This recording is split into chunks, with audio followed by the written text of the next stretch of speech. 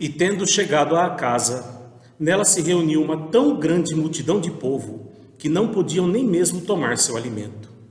Seus parentes, tendo sabido disso, vieram para se apoderarem dele, porque diziam que ele havia perdido o espírito. E sua mãe e seus irmãos vindo, e ficando do lado de fora, o mandaram chamar.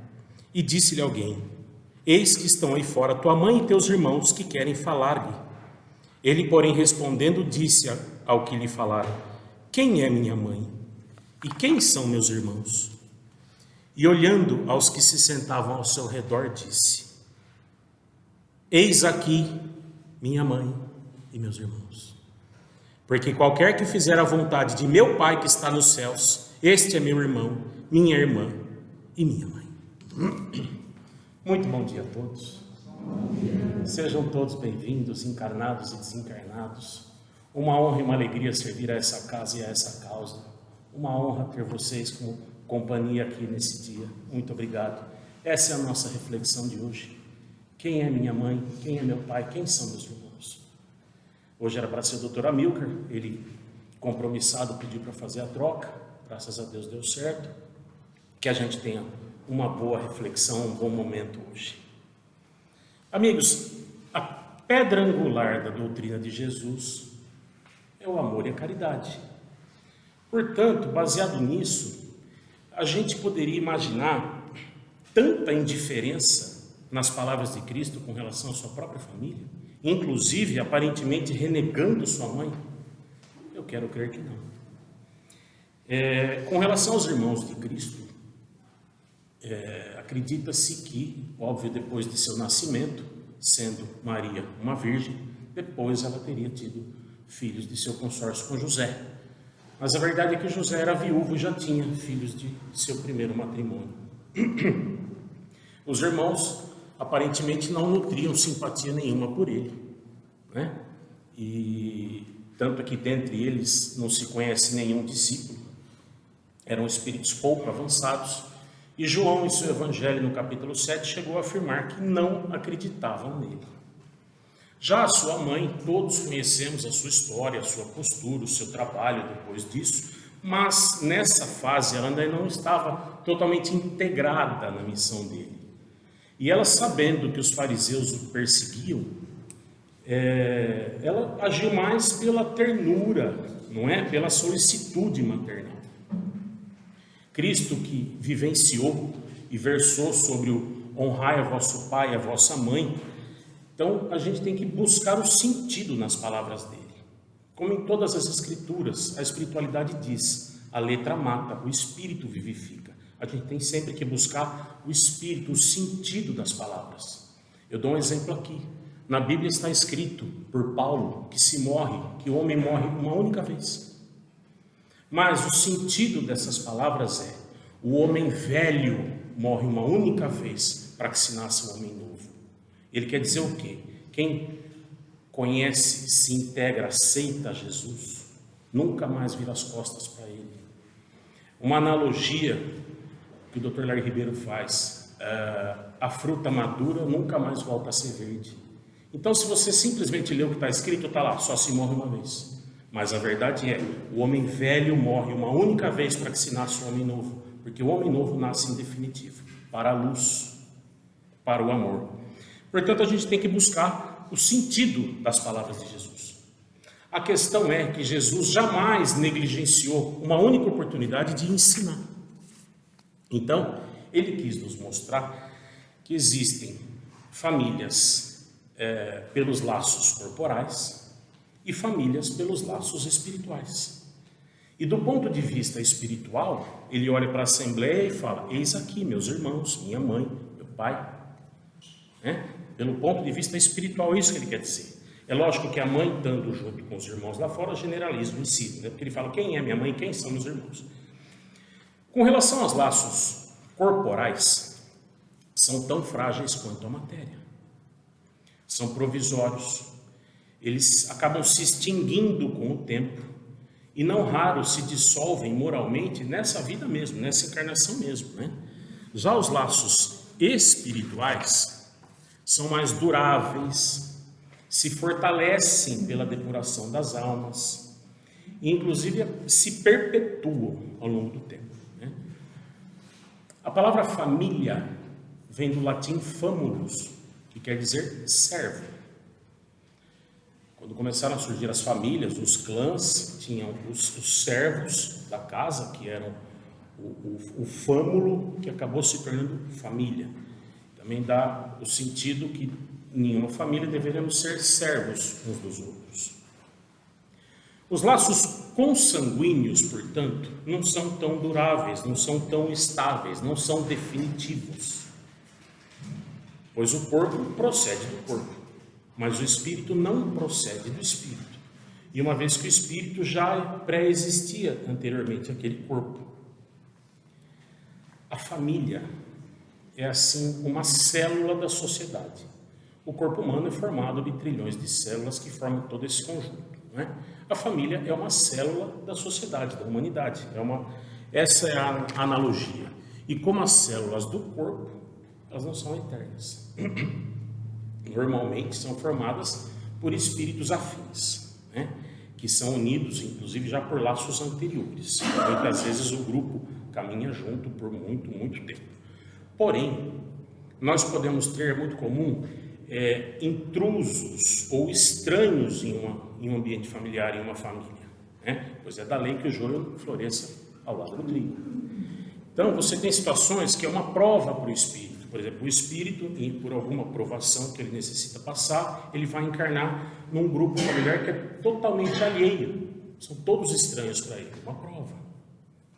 Também pode ser questão de aprendizado. Um determinado espírito nascer num grupo familiar específico para aprendizado dele, ou ainda para aprendizado daquele conjunto. Ele nasce para ensinar, para direcionar. No caso de do aprendizado, então, é uma via de mão dupla, né? Também existem grupos familiares que se unem por afinidade de karma, afinidade de prova. Isso também forma um grupo familiar. Eu não gosto do meu pai, eu não gosto da minha mãe, poxa, eu gosto tanto do meu irmão mais velho, mas eu detesto o caçula. Da onde já se viu? Por que nasceu um ser desse próximo da gente? Por que a família é isso? Por que a família é aquilo? Porque eu tenho mais afinidade com o filho do que com a outra filha. E eu tenho mais amor verdadeiramente. Eu reconheço um dos meus filhos, mas esse eu não reconheço, embora tenha saído do meu ventre. São as leis atuando na formação dos grupos familiares. Eu vou falar o que aconteceu comigo. Eu tenho 3 filhos, 2 meninas de 21 anos e um jovem de 20. E pela casa dos 2, 3 anos de idade, quando acontecia alguma coisa com eles, esse acidente doméstico, uma queda, alguma coisa, eu ficava em pânico, eu ficava desesperado, diferente delas. Quando ele chamava, meu corpo se mexia antes de mim. E eu achava estranho e achava errado. E na ocasião, busquei um preto velho amigo, orientador e amigo até hoje, e expus para ele, falei, está errado. Ele falou, filho, em uma outra encarnação, preto velho falando de encarnação? Claro, por que não? Em uma outra encarnação, ele foi seu neto.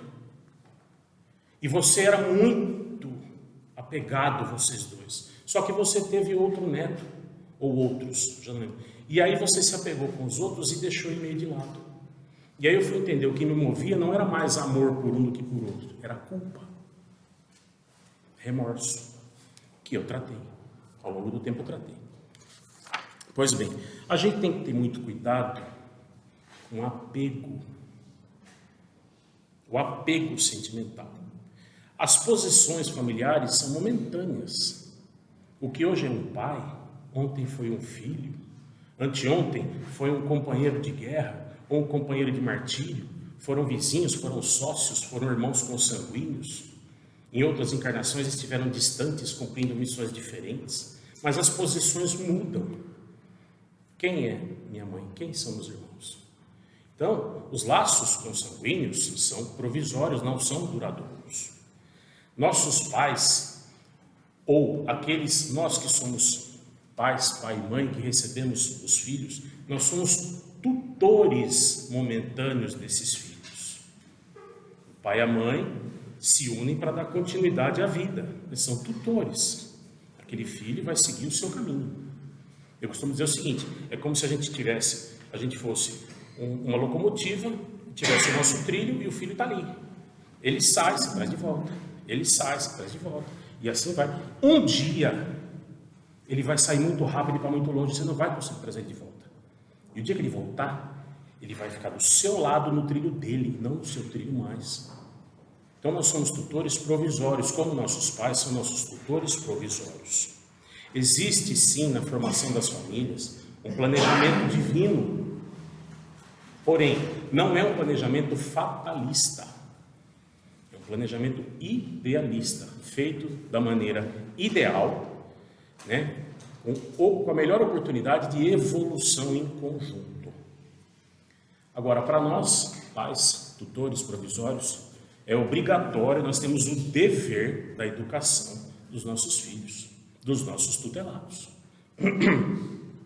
A gente não sabe o que a gente pode receber no nosso seio familiar, mas é um espírito antigo, muitas vezes mais antigo do que nós. Então, se é, por exemplo, um ex-ladrão, um ex-assassino, ele pode vir com tendências ao roubo, ao furto, a gente tem que educar. Se é um espírito que tenha tido problemas muito comuns no campo do sexo, desvios, distúrbios, desejos incontroláveis, pode vir com tendência à promiscuidade, tem que ser educado.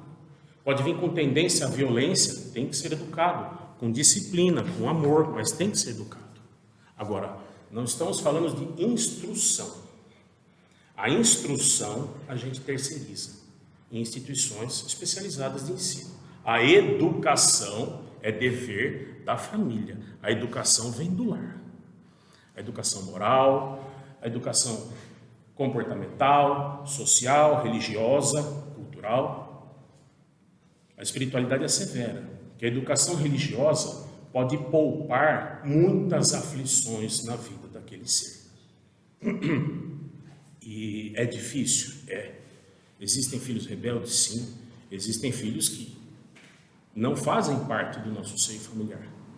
Pois bem, mas é possível. Educa-se uma pulga, educa-se uma pomba, educa-se um elefante. Por que não se pode educar um filho? Quem que lembra daquela pedra sobre pedra que tinha o Jorge Tadeu, os mais da minha geração, que quando ele morre, enche de borboleta em volta dele, a borboleta pousa sobre o coração dele. Não foi um acaso, não foi computadorizado aquilo. É lógico que as borboletas foram condicionadas, mas enfim, é possível se condicionar até uma borboleta. Não é? Na primeira carta a Timóteo, capítulo 5, versículo 8, Paulo diz: mas se alguém não tem cuidado dos seus, e principalmente dos da sua família, negou a fé, e é pior do que o infiel. Se nós não educarmos os nossos filhos, o mundo o fará, do jeito dele. Abandonado eles não estão, o mundo acolhe. A gente não tem necessariamente a família que a gente gostaria de ter, mas a gente tem a família que a gente necessita para o nosso adiantamento moral. Na família, nós podemos ter nossos devedores, mas nossos credores do passado. Sentinelas, observando o nosso comportamento para cobrar nossa melhora prometida.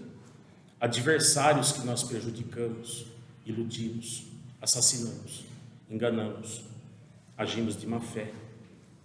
Algozes de outras eras, né? Comparsas de outras eras, nossos cúmplices. Tem um dos livros do André Luiz, eu peço perdão, não lembro qual, isso me ocorre agora. Talvez seja Ação e Reação, não lembro. Mas o filho planeja o assassinato do pai de forma a parecer acidente, para quê? Para ele se assenhorar das posses, dos bens, da fortuna do pai. E dá certo, o plano dele dá certo. Mas na espiritualidade, a espiritualidade já conduzindo, o caso já planeja que no futuro, o rapaz já era namorado de uma jovem, aquele pai que ele assassinou ia voltar como filho dele. Para o mal que ele tinha feito, ele devolver em amor durante a criação. E para os bens que ele tinha roubado, ele devolver por herança natural e voltar às mãos do verdadeiro dono. Então, a gente nunca sabe quem está em nosso seio familiar. Emmanuel diz, é só um trechinho, a mensagem longa, é só um trechinho dentro do nosso estudo. Recebes no lar a herança do passado. E um pouco mais adiante, sob o selo do esquecimento com o qual a lei nos socorre. A espiritualidade é severa que o esquecimento do passado é acréscimo de misericórdia. Além da misericórdia que a gente faz jus, isso é um acréscimo. Porque lembrar do passado é terrível, porque a gente é lembrar de muitas mazelas. Nossas, não só dos outros, nossas. É difícil, como a Paulo diz, conviver com os erros dessa vida, que dirá de outras muitas, centenas de vidas acumuladas. Pois bem, gente que a gente desencaminhou no passado. Uma coisa que pode acontecer, por exemplo, a senhora tem um marido alcoólatra. Não é regra, por favor, não podemos generalizar nada nessa vida, é só um exemplo. A senhora tem um marido alcoólatra. Pode ser que há várias encarnações atrás ela tenha encaminhado ele no vício e está até hoje tentando resgatá-lo. Assim um filho drogado, assim uma pessoa violenta, não é regra, mas é comum acontecer. Casos, por exemplo, de rejeição pós-parto, depressão pós-parto, casos de gravidez muito sofrida, a mãe tenha pesadelos ou coisas assim, não é regra, mas pode ser um algoz do passado.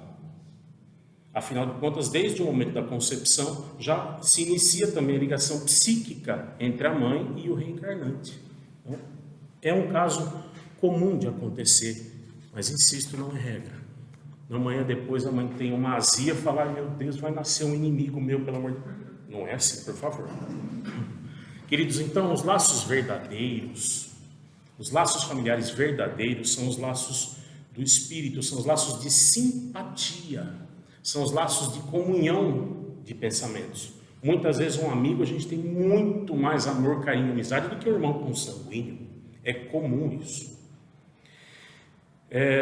Cristo ainda extrapola novamente os laços consanguíneos quando ele está no alto do madeiro e ele vê lá embaixo sua mãe, a irmã dela, sua tia, Maria Madalena e João, o mais novo dos apóstolos, um jovem de aproximadamente 20 anos. E ele diz: mãe, eis aí teu filho.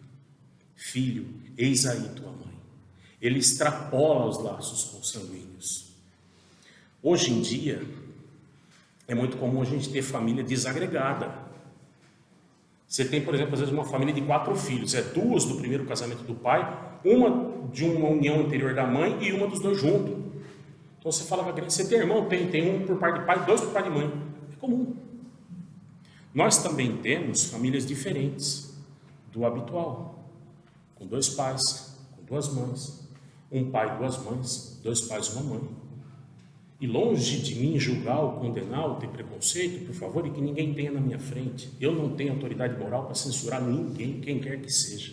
Eu estou aqui pertinente ao nosso estudo. É um fato estatístico atualmente, né? O preconceito existe quando a gente olha com o ponto de vista da sexualidade, da promiscuidade, da malícia que existe em nós.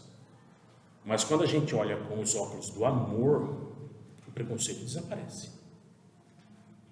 Porque a tendência, no fundo, é um dia nós nos amarmos a todos de maneira equânime.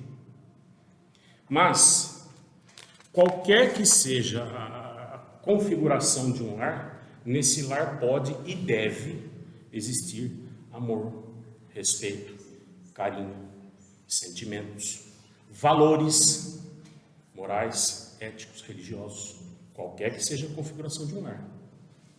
A família, portanto, é o nosso santuário. E nesse santuário, a gente deve permitir que entre e faça parte Jesus.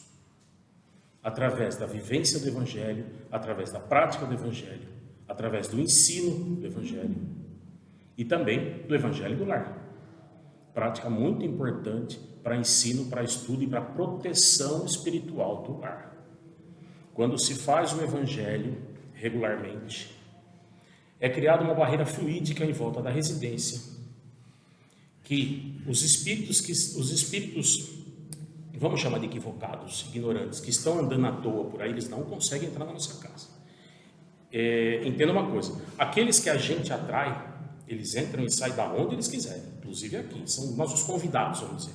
Aqueles que estão andando à toa por aí e falam, vamos ver o que tem nessa casa, eles não entram. Eles tomam uma carga fluídica semelhante a um choque para nós. Chegam até a ficar desacordados. Cria-se uma barreira fluídica em volta da casa.